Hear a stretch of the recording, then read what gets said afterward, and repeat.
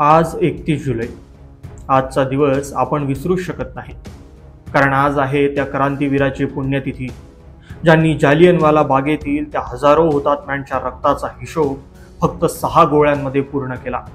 ते शूर क्रांतिकारक होते सरदार उधम सिंग. 26 डिसेंबर 1899 पंजाबमधील सुनम गावात जन्म घेतलेला एक असा शेर, ज्याचं नाव आधी होतं शेर सिंग, पण ते पुढे बनले राम मोहम्मद सिंग आझाद. आई वडिलांचं बालवयातच छत्र हरवलं, भाऊही सोडून गेला.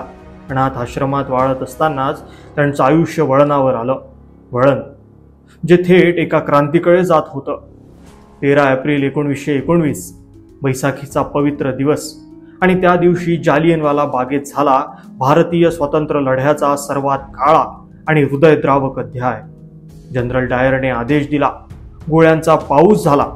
388 लोक जागीच ठार आणि 1200हून अधिक जखमी. स्त्रिया, लहान मुलं, कोणीच वाचलं नाही. आणि त्या रक्ताच्या तलावात उभा होता एक तरुण, ज्याने त्या मातीचा एक तुकडा हातात घेतला आणि एक शपथ घेतली की मी हे विसरणार नाही, मी सूड घेईन.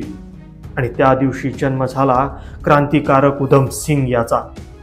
ते गदर पक्षात सहभागी झाले, भगतसिंगांचे विचार अंगीकारले, जगभर फिरून योजना आखल्या आणि शेवटी पोहोचले इंग्लंडमध्ये. फक्त एकच ध्येय डोळ्यासमोर, ते म्हणजे बदला. 1940 लंडनच्या कॅंगस्टन हॉलमध्ये चाललेली होती एक सभा होती त्या मायकल वुडवायरची, ज्याने जालियनवाला बागेच्या नरसंहाराची जबाबदारी घेतली होती. सगळं ठरवलं गेलं होतं. उधम सिंग पुढे सरकले आणि फक्त 6 गोळ्यांमध्ये संपला तो ब्रिटिश अहंकार. 21 वर्षाचा रोष फक्त 21 सेकंदात संपवला. त्यांच्यावर खटला चालवण्यात आला, पण ते डगमगले नाहीत.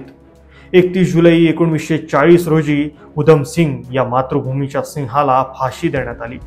पण त्यांचा संदेश, मी अजूनही जिवंत आहे, प्रत्येक भारतीयांच्या रक्तात. 2021 मध्ये सरदार उधम या चित्रपटातून उधम सिंग यांचा जीवन प्रवास नव्या पिढीसमोर आला. पण हे फक्त चित्रपटापुरतं नव्हतं, तर हा इतिहास आहे, ही क्रांती आहे.